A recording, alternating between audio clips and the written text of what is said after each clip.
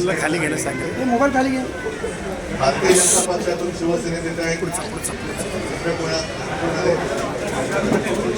गुजराती समाजाचे लोक आपल्याकडे येत आहेत.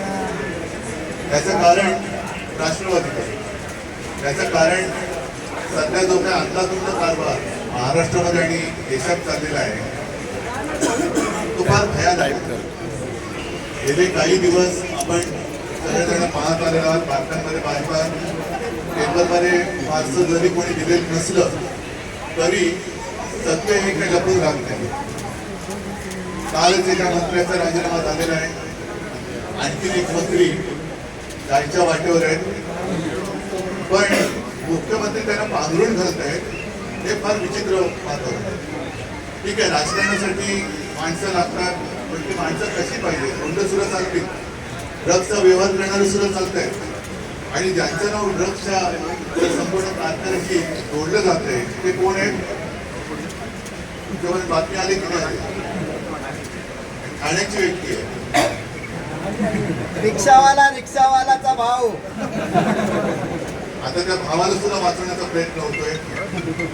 आणि कोणतं राज्य आहे, कोणासाठी राज्य चालू? जर त्यांच्या गेल्या आपण म्हणजे पाचव्या त्याच्या आधीचं जे काही विधिमंडळाचं अधिवेशन झालं त्या अधिवेशनात डान्सबारचे पुरावे बाहेर काढले, अवैध मार्गाने उत्खनन चालले खाणीचं ते बाहेर काढलं, सगळं पुराव्यानिशी बाहेर काढलं.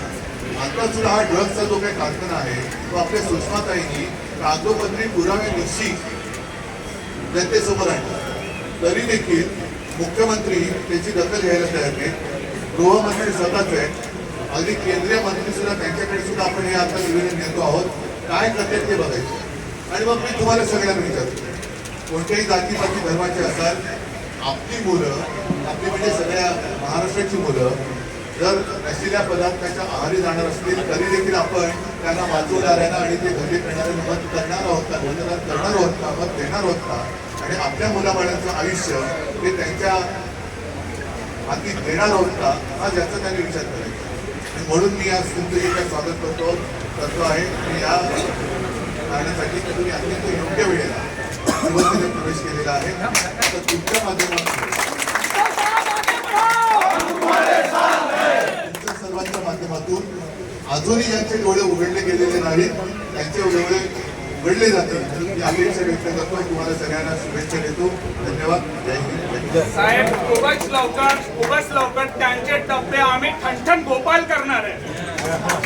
डबे खाली करणार आहे. एकाच डब्यामध्ये एका मंत्री असणार आणि एका आमदार नसणार.